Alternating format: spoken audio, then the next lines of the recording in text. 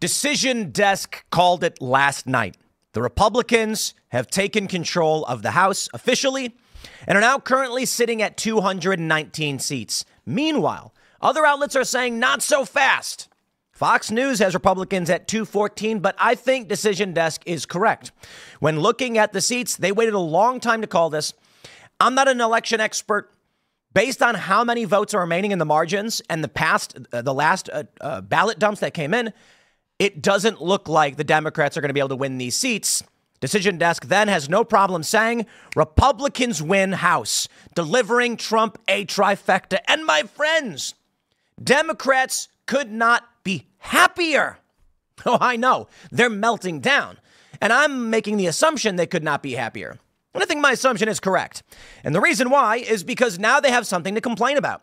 I do not see Democrat voters and personalities, I mean staunch ones like diehards, as people who actually care about policy.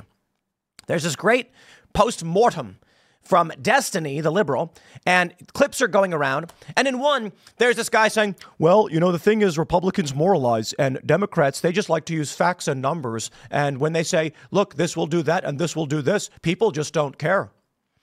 Okay, interesting. Let's play a game.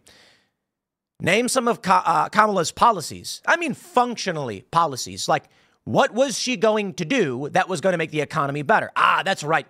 You see, Democrats don't actually have any plans. They didn't have any plans, and that's why they lost.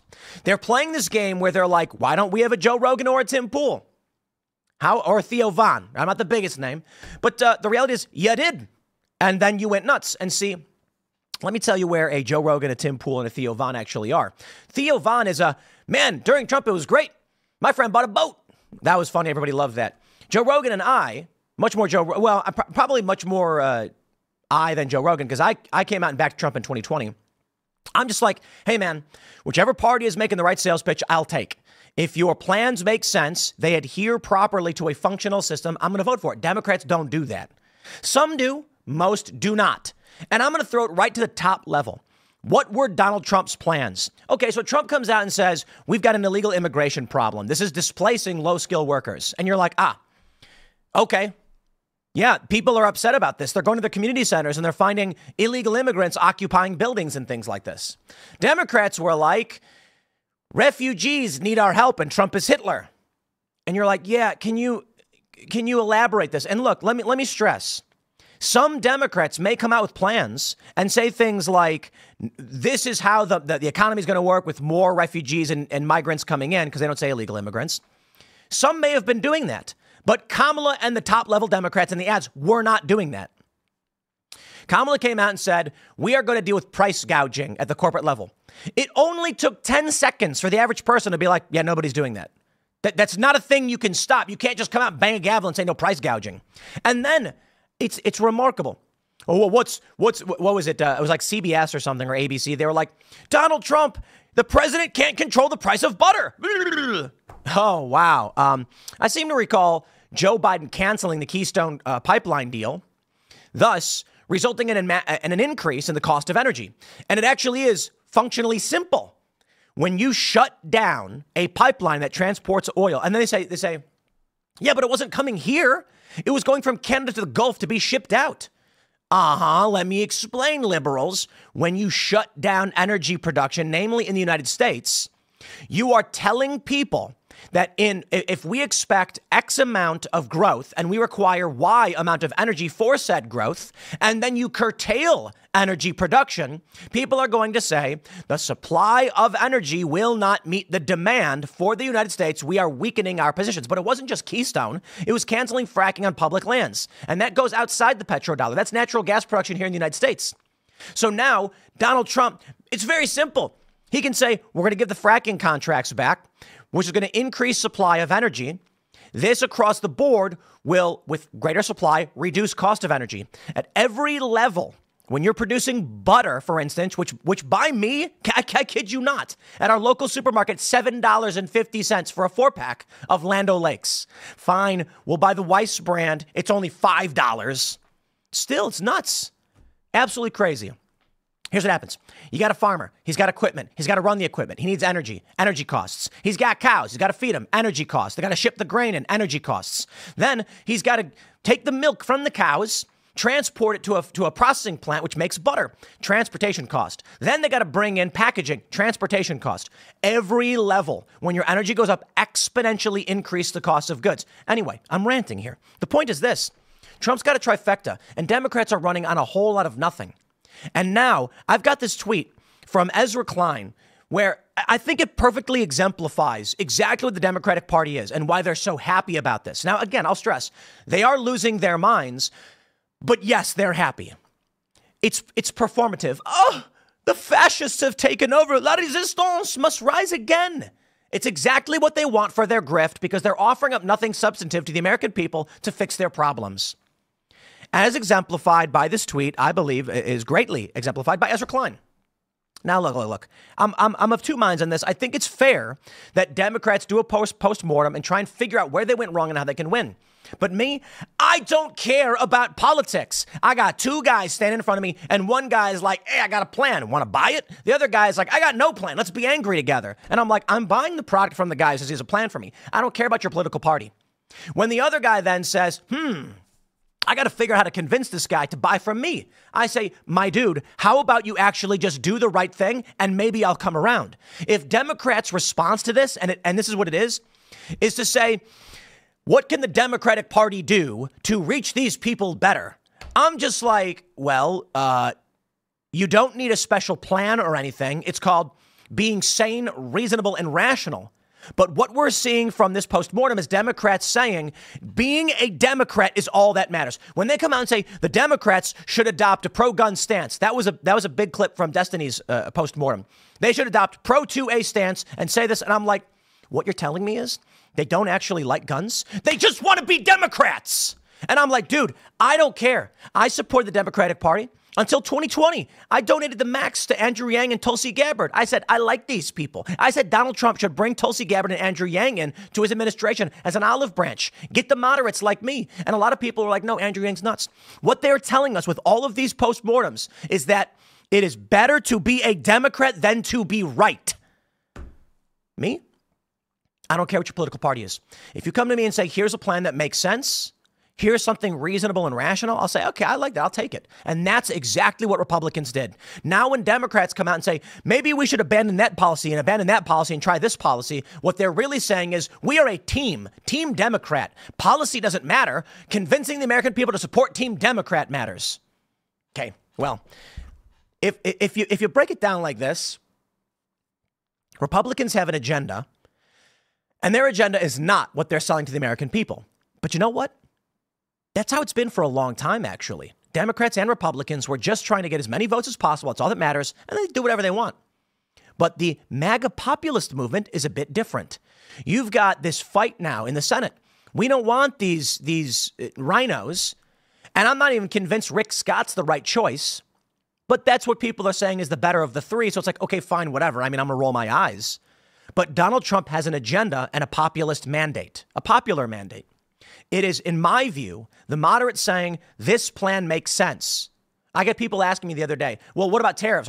Isn't that going to make everything more expensive? And I'm like, I mean, if you follow Trump's plan, he says tariffs on imported goods, but less income tax. So it kind of is neutral. I mean, your computer will cost more money, but you'll have more money in the bank. So you can choose to buy the computer or not. And then when people are buying imported goods, those tariffs are going to cover the costs a lot for the government. That's how the government used to be run. Let me show you a little bit what we got going on here. Currently, right now, at Decision Desk, we got 219 seats for Republicans, and there's 2 outstanding. There's actually, I think, there should be about 14 more races. I'm not sure what the number is. Decision Desk actually, I think, called a bit more. No. It might be like 9. But we have 2 that are skewed Republican. You've got Duarte in CA 13 and Alaska, which is their at-large district. And it's looking good for both of them. It could theoretically end up 221. Don't know for sure. Doesn't matter. Right now, the Republicans have taken it all. Let me show you how Ezra Klein has responded to this. He says, a few thoughts from the conversation I've been having and hearing over the last week. The hard question isn't the 2 points that would have decided the election. It's how to build a Democratic Party that isn't always 2 points away from losing to Donald Trump or worse. The Democratic Party is supposed to represent the working class. If it isn't doing that, it's failing. That's true even, he says even twice, if it can still win elections. Democrats don't need to build a new informational ecosystem. Dems need to show up in the informational ecosystem that already exists. They need to be natural and enthusiastic participants in these cultures. Harris should have gone on Rogan, but the damage here was done over years and wouldn't have been reversed in one October appearance. You see, this is the fascinating thing. Ezra, did you not ever listen to the woman speak? There's no way she could handle 3 hours on Joe Rogan's show. I come from a middle-class family. Ain't nobody voting for that. Trump and Rogan talking about MMA was amazing. Building a media ecosystem isn't something you do through nonprofit grants or rich donors. Joe Rogan and Theo Von aren't a Koch-funded psyop. What makes these spaces matter is that they aren't built on politics. That there's more affinity between Democrats and the Cheneys than Democrats and the Rogans and Theo Vons of the world says a lot. Economic populism is not just about making your economic policy more and more redistributive. People care about fairness. They admire success. People have economic identities in addition to material needs. Trump, and in a different way Musk, understand the identity side of this. What they share isn't that they are rich and successful. It's that they made themselves into the public's idea of what it means to be rich and successful. No, it's actually quite simple. People were going, man, Ezra, you are in galaxy brain world. This goes back 8 years or more. Regular people were on Twitter, back when it was Twitter, and they would post funny joke. I see joke on TV. I make similar joke. Banned. And they got angry. And more people were getting banned. And they did not like it. Thus came the Joe Rogan, Tim Pool Twitter episode, where people are like, yo, what is going on? Over a long period of time, people were getting frustrated from being silenced and shut up from the conversation. Then they banned Alex Jones and Paul Joseph Watson, people with massive audience. And they said, why are you doing this to us? They got angry. Elon Musk came in and said, you shall speak, my friends. He brought Alex Jones back. He brought Nick Fuentes back. And people said, I like it. Even though Fuentes, I think, was saying don't vote for Trump. I'm not sure. I don't really follow the guy. But this is what people are frustrated. They're frustrated about. Something tangible. We don't like big tech interfering in our ability to hang out with our friends and communicate. And so it's not about them putting out an image of what it looks like. It was about Elon Musk doing something tangible. He says policy matters, but it has to be real to the candidate. Policy is the way candidates tell voters who they are. But people can tell what politicians really care about and what they're mouthing because it polls well. Governing matters. If housing is more affordable and homelessness far less a crisis in Texas and Florida than California and New York, that's a huge problem. If people are leaving California and New York for Texas and Florida, that's a huge problem. Democrats need to take seriously how much scarcity harms them. Housing scarcity became a core Trump-Vance argument against immigrants. Too little clean energy becomes an argument for rapidly building out more fossil fuels. A successful liberalism needs to believe in and deliver abundance of the things people need most. I'm just going to pause and say it again. I don't care about what the Democratic Party does. If they're insane crackpots, I vote for the people who are not insane crackpots. This idea that Democrats need to take on certain issues to be able to win so they can then instill their other psychotic agenda just shows exactly what we've been talking about. It is a cult. It's a cult. They are saying we as Team Democrat need to trick people or become whatever they want us to be in order to win elections. I don't care. What the Democrats should be saying is we lose. I mean, here's how it should go. A Democrat should just basically be like, hey, you lost. People don't like what you're selling. And that's it. If someone does have policy ideas and they enter the Democratic Party, you try it out. This idea of molding the Democratic Party, and this is what they've always done, don't get me wrong, shows that it's more important to be Team Democrat than it is to be right. And that, I think, is just, it's why they lose. I'm not a Republican. I don't like Republicans. And I think it was actually Nate Silver who made this great point. Actually, let me do this because this is funny. Let me pull up, I think I have it on, I have this on X. I didn't pull it up before, but Nate Silver makes a really great point about what the Democrats are versus what the Republicans are. Basically saying Democrats are an all or nothing, join the cult or else. Whereas Republicans are kind of like, you know, hey, we're welcoming of anybody. Here we go. He writes, even though our forecast was nearly 50-50 for almost the whole race, there were certainly periods that were relatively better and worse for Harris and Trump. Our narrative content followed accordingly, with about an even mix of newsletters that represented optimistic cases for Harris and Trump. Well, you were wrong, by the way. So I essentially got to perform a randomized control trial on how partisans in both camps react to good and bad news. And there was an asymmetry. Republicans are generally happy when you agree with them partway or half the time. Admittedly, the sorts of Republicans who encounter our work are not a representative sample, probably being on the moderate side, though you can find plenty of Trump supporters in the Silver Bulletin comment section. Democrats, however, and here I'm not referring to much Silver Bulletin subscribers, but in the broader universe online. Oh, scared of losing your subscribers, Nate? He says they often get angry when you only halfway agree with them. And I really think this difference in personality profiles tells you a little something about why Trump won. Trump was happy to take on all comers. Whereas with Democrats, disagreement on any hot button topic, say COVID or COVID school closures or Biden's age, will have you cast out as a heretic. It's not a good way to build a majority. And now Democrats no longer have one. Bang. There it is. 100%. That's exactly right. Let me explain, right? I can sit down with Glenn Beck, and I did several years ago. This is back in 2019. We had a great conversation. I thought it was absolutely fantastic. I think he's a brilliant guy. We talked about abortion and pro-choice, and I was just like, man, I don't know. You know, I hear all the arguments from conservatives. I understand what they're saying in the pro-life argument, and I largely agree. But the challenge then to me always comes to the government's ability to regulate a person giving their body to another person. You can make the moral argument of there is a baby, it's a life, and I agree on that one. But then I have this strong aversion to government authority to such a degree that they could mandate giving your body to somebody else. Granted, I think abortion is wrong. I go through this all the time.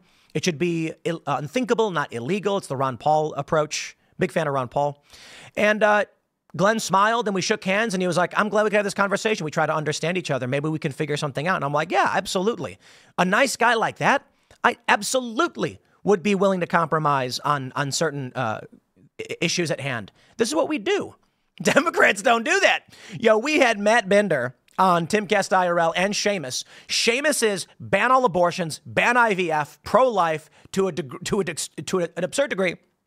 Me, I'm like, abortion is wrong, but maybe we have to have something where a doctor and a woman decide up to a certain amount of time. I understand that it's being used as contraception. I think that's wrong. We need a cultural revolution, so this shouldn't be happening. But then ultimately, when it comes to what I would describe as legitimate medical issues, it's a doctor and a woman who are making those choices. It's tough. Then Matt Binder, he says, abortion legal until the point of birth. He called me pro-life. What? Y'all are nuts. So Seamus is like, Tim, you're wrong on the issue, but let's be friends and talk about it. And like, it's crazy how Seamus and I are great friends. We work together. I sometimes collaborate with him on the Freedom Tune stuff. I voiced some sleepy 3 a.m. voters for Kamala Harris, if you get the joke. And we hang out with friends. And Seamus knows that I am not a Christian. He knows that I'm not pro-life. But we'll have these conversations. Sometimes we'll argue them. There was one where he was right about what abortion was. I was wrong. I learned something from him because he was willing to engage with me and be my friend. And then you have people like Matt Bender. And no disrespect, I'm not saying the guy doesn't want to be my friend or anything. He came on the show. I thought that was great. But he thinks I'm pro-life. If I don't agree on every single issue pertaining to abortion, and I'm like, dude, you're never going to get me to agree that if a baby can survive, you should be allowed to kill it. Interesting thing that happened when Sam Cedar was here was he asked me, do you think that a woman should be able to get a C-section and deliver the baby then at any point? And I'm like, if the baby can, sure. But why kill the baby if it's alive? Like, I don't understand. Honest question for the pro-abortion people. If the baby is alive and the woman says, I no longer want it in me, and you say, okay, well, then we'll deliver it, and it stays alive, why kill it? And this has been one of the issues with the Born Alive Act, I think it was called, where they're like, if there's an abortion, but it results in a live birth, don't kill the baby. And I'm like, yeah, I agree. Like, why, what are you doing? So anyway, my point is this. Every single conservative pro-lifer watching this is like, Tim is not pro-life. And that's the understanding of nuance on the issues. Now, here's what happens. Donald Trump comes around and says, okay, Tim, here's what I'll do. I'll give it to the states. I go, ooh, man, I don't know that's a good idea. And he says, but I'm not going to have a national abortion ban. And I'm like, yeah, it's a good compromise. It's not perfect. I know a lot of people are going to be unhappy with it. But I can appreciate the attempt to giving the states the rights and taking it from the federal government. The sentiment, at least. I do think the federal government needs to have an answer on this. The Supreme Court has to answer the question of personhood as for the 14th Amendment. Are unborn viable humans persons Is there, and this was a question that's been asked before, it's never been answered. At what point does someone become a person under the Constitution? Needs to be answered. But I digress. I don't want to rant on abortion. My point is this. Every step of the way, conservatives and pro-lifers have said, come on, Tim, hang out. We know you don't agree with us on everything, but it's okay. We can compromise, and we'd appreciate your support in other matters. And you know what they're thinking? Trump's like, I'll put it this way. If Tim doesn't like these things, let's negotiate. This is Trump the businessman. He says, Tim, okay, what can we give you that will make you vote Republican and you don't like a lot of what we've got? And I'm like, I don't like the wars. That's a big issue for me. And I'm looking for gains. I'm looking where I can win. Abortion isn't the biggest issue in the world to me. I'm a guy. And apparently it's not the biggest issue in the world to women. So Trump and Republicans say, how about we get the economy going again by deregulating energy, so lowering energy costs, decreases costs across the board. We're going to bring manufacturing back, bring jobs back, secure our borders, protect our jobs. I'm like, okay, I like all that stuff. And then they say, plain and simple, but there's probably some things you don't agree with us on. And I'm like, yeah, no, a fair point, but I appreciate you negotiating. We shake hands and we both come to an agreement. There are some things I don't like, but there are a lot of things I do like. Net positive. Thanks for the deal, Mr. President. The Democrats say, shut your mouth and take what you're offered or else. Let me put it this way. Imagine you go to get a job. You got two people offering you jobs. And you got Donald Trump, and he's like, I want you to work here. And you say, okay, well, I need $200,000 a year. And he goes, ain't going to happen. However, here's what we can do. We can offer you $150. We'll give you 4 weeks of vacation. Not consecutive. We'll do 2 weeks and 2 weeks, okay? So we'll give you 2 weeks every 6 months. How does that sound? So you're getting less, but we're going to give you a lot of paid time off. And you go, $150 and paid time off. That's interesting. Okay, well, I'm going to need a sick leave on top of that. I mean, this is a lot of time off. And then I'd say, okay, how about we do this?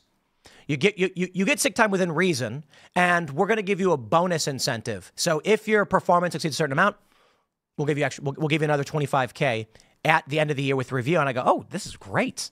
All right. We shake hands. Thanks for the deal. The Democrats go, sit down. We're offering you $150 for the job. And I say, okay, well, that's too low. And they go, take it or leave it. And I say, okay, bye. And I get up and leave. That's it. That is what they're saying about Democrats. They are terrible at business. They are saying, here's what we are offering. And it's worse than that. You sit down for a job interview, and then the Democrats are like, we're offering $150,000 a year for this job. It's a great salary. And if you don't take it, you're a Nazi. I'd be like, what? That's right. Take the job now, or we call you a Nazi. But your company sucks. Your policies suck. This pay is not enough. And then Trump is like, we'd never call you that. Look, how can we get you on board? And it's that simple. The Republican Party has said, what can we do to make this work for you? Here are the things we want to do. And I said, those are good offers. And the Democrats said, fall in line, sit down and shut up, or you're a Nazi. And I said, okay, later. Democrats are more interested in being Democrats than being right. Republicans are more interested in compromising with you on things they may be right about or may be wrong about if it means that we've got a coalition, a big tent. I don't think, for the most part, both parties have it in them that we as a party need to be appealing and we as a party need to win, because then you've got Republicans that are going to fall in line with the Republican Party because they want access to funds or something like that. But Democrats 2-1 versus Republicans 1-2. Democrats are more interested in being Democrats than being right. Republicans are more interested in being right. And that's the takeaway. Trump's got the trifecta, baby. More segments coming up on this channel. Stay tuned. Smash the like button. Share the show with everyone you know. Take that URL, post it wherever you can on all your social media platforms. And become a member over at timcast.com. Join our Discord server because everybody wants to be friends with you. And I'm not even kidding. They're always asking me to promote the Discord. We've got tens of thousands of people hanging out. You can get in that Discord server. You can hang out with like-minded individuals and get involved in the movement. Smash that like button. Thanks for hanging out, and we'll see you all in the next segment.